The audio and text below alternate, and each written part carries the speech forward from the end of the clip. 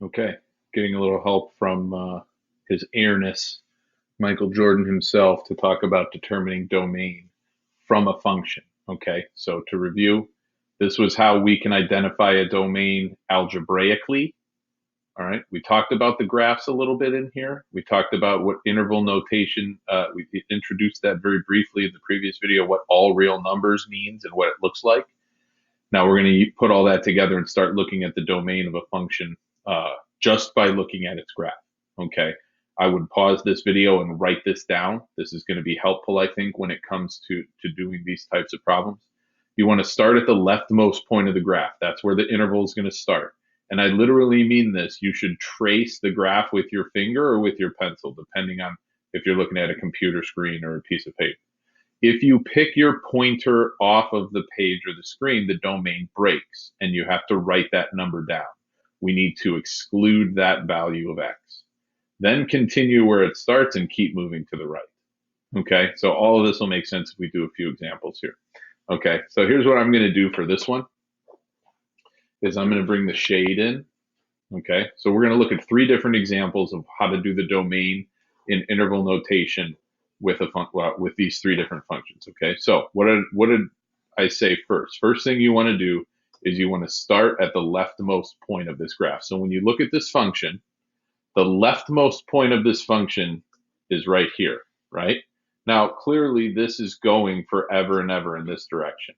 Okay, it's a line. Okay, 1/3 x plus 4. So we know that its leftmost point is negative infinity. And what did we say? Negative infinity, and then we always use a parenthesis there. Okay, so we start at the leftmost point, we write it down.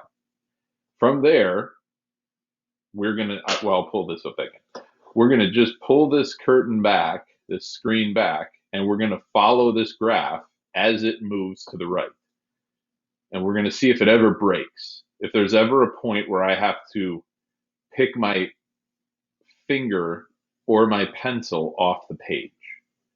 And I don't see that. I see this graph continuing to the right forever and ever and ever and ever and ever. So since I never have a break in the domain, I'm going to say that this goes forever and ever to the right. And that's what this infinity symbol is. This is the rightmost point. This is the leftmost point. Okay. Let's look at a different example. Let's look at this one. Okay. So again, the leftmost point of this function, because this is going forever and ever to the left like so, we can assume that the leftmost point is negative infinity again. All right. Oops, sorry, negative infinity. Getting ahead of myself. Negative infinity. Now, as we trace this, again, get your pointer out and start to trace. Are there any breaks or stoppages in this black curve as we continue, as we continue, as we continue, as we continue?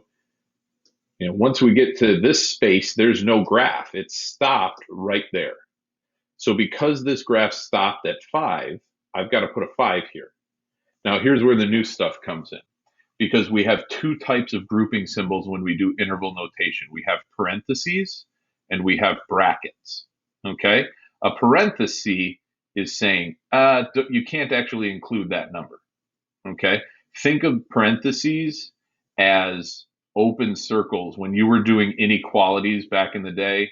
Okay, linear inequalities, and you wanted to say, don't include 4, but include the numbers bigger than 4, and you would like circle it like that, right? And then you would shade one side. I know you all remember this. An open circle meant I'm actually not including 4. I'm including all of the numbers that are bigger than 4, right? Just as an example. A bracket is like a closed circle. A bracket is our way of saying, actually, yeah, there's a point there and we want to include it. Now, when you look at a graph, sometimes it's going to be hard to determine if we should be putting a bracket or parenthesis here. Okay, look at this function. Ask yourself this question. Can I use 5?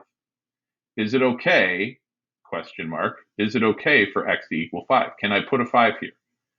If I did, it would be the square root of 5 minus 5, which is 0. And I said in a previous video that the square root of 0 is 0. So I plug in the number 5 and it actually works.